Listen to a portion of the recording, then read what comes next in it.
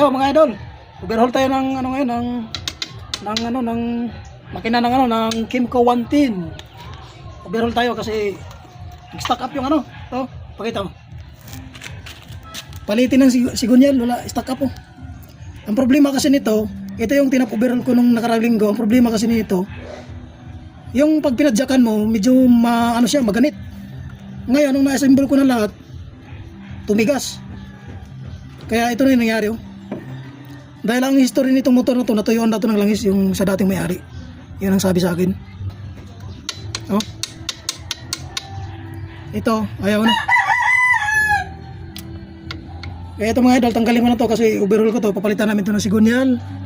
Tsaka yung block, papalitan na itong block, sigunyal, tsaka yung oil pump.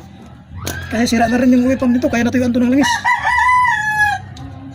Kaya nasira yung mga parts ito, mga moving parts, dahil ang langis niya hindi na nagro-rotate ng maayos. Sobrang tigas oh. Oh. Oh. Oh, grabe. Ito yung papalitan namin. Tsaka yung block. Kailangan palitan yung block.